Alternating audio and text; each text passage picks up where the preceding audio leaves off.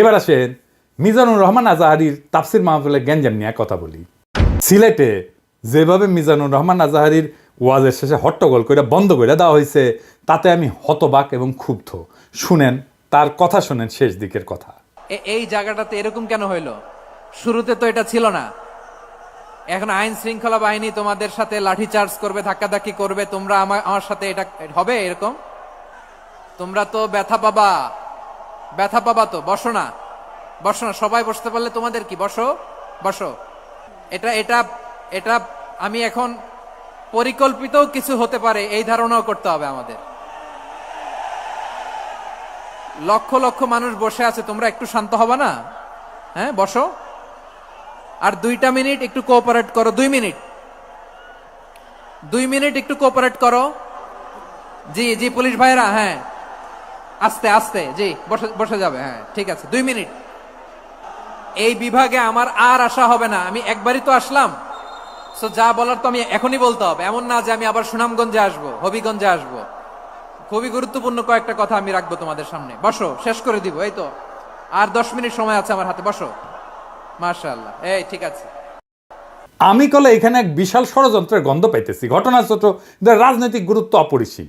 আজারি সাহেব নিজেই কইছে যে সামান্য জায়গায় একটা অল্প কিছু লোক এই কাজটা করেছে। শুনেন, পুরো লক্ষ লক্ষ মানুষ, আমি তো দেখতে পাচ্ছি কত লক্ষ লোক হয়েছে। একটা জায়গায় কোনো সমস্যা নাই, এখানে কয়েকশো ছেলে পেলে এই ধাক্কা ধাক্কি। না নিজে শুনতে পারতেছো, না অন্যকে শুনতে দিচ্ছ, না আমাকে বলতে দিচ্ছ। কি করতেছো তোমরা? এগুলো কি করতেছো? আমি আজকে just as a gesture of goodwill, আমি নামটা কইলাম না কে করিছে, কয়া দেবো কিন্তু কে করিছে এইটা। এই হট্টগোল হয়ে কেন সুষ্ঠুভাবে শেষ করতে পারলেন না তাফসির মাহফিল আজারি সাহেব? কারণ বিএনপি নেতারা প্রকাশ্যে বলিছে মাহফিলে আজারি সাহেব হেস্তনেস্ত শিকার হবে, এটা কইছে বিএনপি নেতা। সত্যি কথা, আমি ব্যানে করছি না। এই যে শুনেন, রহমান আজারি বক্তব্য রাখে বিএনপির বিপক্ষে, এত সাহস সে কোথায় পায়? আপনি এই জামাতের পক্ষে কথা বন্ধ করেন, নাহলে দেশে মানুষ যেভাবে আপনার এই যে মাহফিল করে, মাহফিলে কিন্তু আপনি হ্যাস্ত শিকার হবেন এই মুসলিম লীগের কারণে। কারণ এই মুসলিম লীগ কিন্তু বিএনপি কে পছন্দ করে, এই মুসলিম লীগ কিন্তু অন্য সংগঠনকে পছন্দ করে। কিন্তু আল্লাহর নামে স্লোগান দিয়ে, ধর্মের কথা বলে, মাথায় টুপি লাগিয়ে, পাঞ্জাবি পরে বিএনপি কে বকবেন না আপনি, তাহলে কিন্তু হ্যাস্ত শিকার হবেন। আবার যে কোনো মুহূর্তে কিন্তু আপনি দেশান্তর হতে পারেন। ঠিক তার পরদিন এই ঘটনা ঘটলো। তার আগে তো অনেক নেতা, রিজভী ভাই তার সহকর্মীদের তাতায় রাখছে। এখন আজারির উপর কেন বিএনপি বিলা? দুইটা কারণে।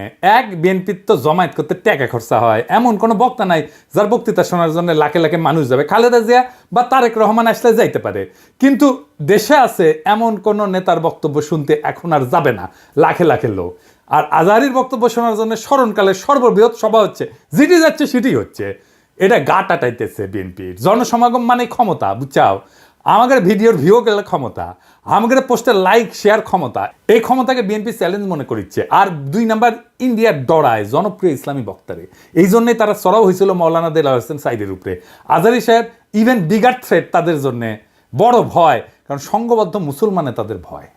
আজহারি জামাত করে না, তার বয়স কম, তারা যুদ্ধাপরাধী বানাইতে পারবে না। চমৎকার কথা বলে, আধুনিক, মননশীল, অপূর্ব সুন্দর গলা আর চেহারা, মাশাআল্লাহ, ইংরেজি বলতে পারে ভালো। এইরকম একজন দায়ীকে কোনোভাবে টলারেট করবে ইন্ডিয়া? করবে না।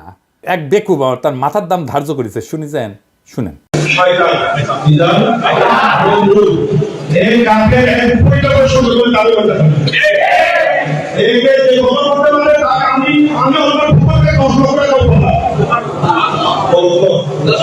দেখেছেন তার জানের উপরে উঠে গেছে।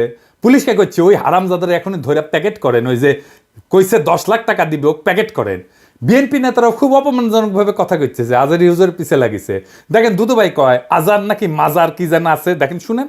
ওই যে কে যেন আজার নাকি মাজার একজন আছে। হ্যাঁ দুদু ভাই, আপনারা যে বিএনপির দুদু বলে এটা জানেন? হ্যাঁ, দুদু বুকের দুদু নাম বিকৃত করেন কে? বেদবি কুটি থেকে শিখেছেন।